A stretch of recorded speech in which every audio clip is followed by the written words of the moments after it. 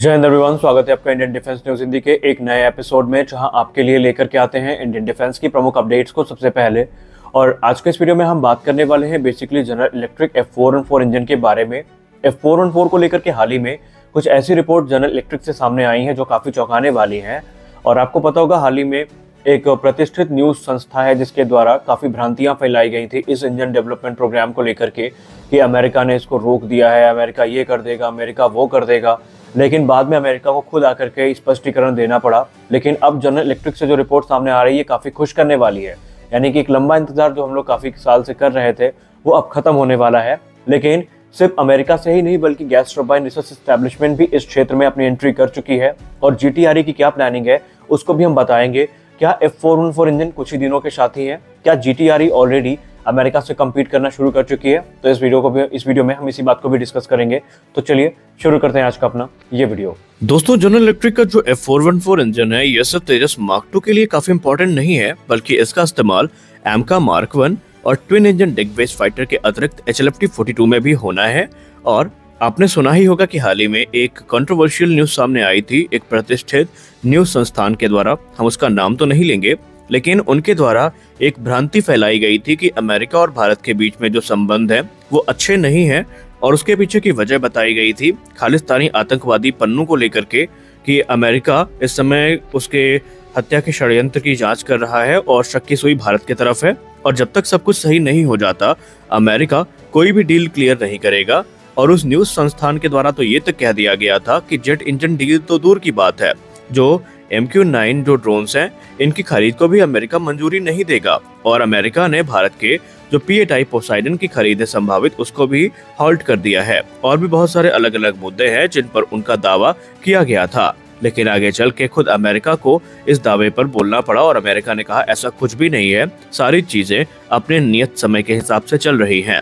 बात अगर हम करें F414 इंजन की, तो यहाँ पर भारत में इन इंजन का निर्माण किया जाना है और भारत को 80% जो ट्रांसफर ऑफ टेक्नोलॉजी है ये दी जानी है। और अभी हाल ही में जनरल इलेक्ट्रिक की जो प्रेसिडेंट है एमी गॉडर, उन्होंने लास्ट मंथ ये कंफर्म किया है कि जो प्रोग्रेस है इस डील में वो काफ़ी अच्छी है। और उन्होंने ये कहा कि हमने हिंदुस्तान एरोनॉटिक्स लिमिटेड को जल्द से जल्द जो टेक्निकल प्रपोजल है ये सबमिट करने पर काम शुरू किया है। एक बार जैसे टेक्निकल प्रपोजल उनके पास पहुंचेगा तो ये वो एक्सपेक्ट कर रहे हैं कि समर से पहले जो फाइनल कॉन्ट्रैक्ट है जिसमें कंपोनेंट स्पेसिफिकेशंस हो गई, कॉस्ट हो गई और भी दूसरी चीज़ें हैं, ये फाइनलाइज हो जाएंगी और उसके बाद भारत में इन इंजन्स का निर्माण शुरू किया जाएगा।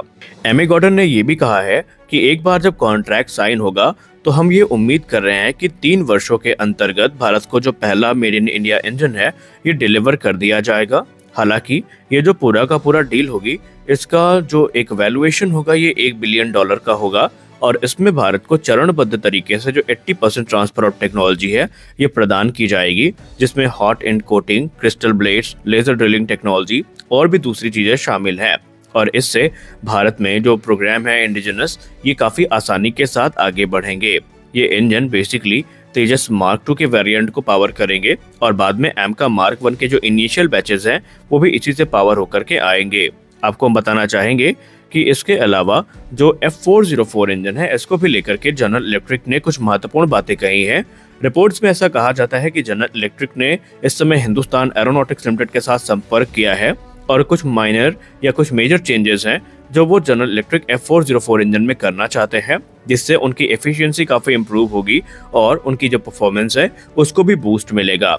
अब भारत इस प्रोग्राम को या इस प्रपोजल को एक्सेप्ट करता है या नहीं करता, अभी इस पे कोई रिपोर्ट नहीं है और अभी हम दावा भी नहीं कर सकते कि भारत का अगला स्टेप क्या होगा। लेकिन ऐसा माना जा रहा है कि अब भारतीय वायुसेना F404 को लेकर के उतनी इंटरेस्टेड नहीं है, क्योंकि आपने हाल ही में ANI को दिए गए एक इंटरव्यू में भारतीय वायुसेना प्रमुख को सुना, जहां पर उन्होंने ये कहा था कि आने वाले 1 दशक के अंदर हमारे पास जो इंडिजिनस इंजन के ऑप्शन हैं ये मौजूद हो सकते हैं।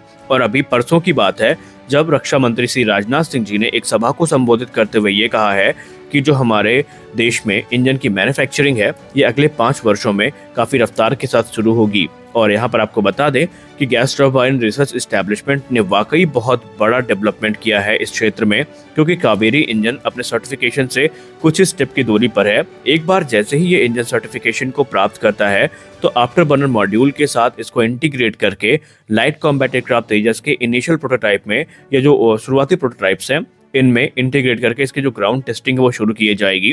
हालांकि अभी ये इंजन सिर्फ 75 किलोटन का थ्रस्ट जनरेट करने में सक्षम होंगे आफ्टर बर्नर लगने के बाद, लेकिन GTRE के वैज्ञानिकों का ये कहना है कि हम कावेरी 2.0 पर काम कर रहे हैं और ये इंजन 90 से लेकर के 99 किलोटन का थ्रस्ट जनरेट करने में सक्षम होगा।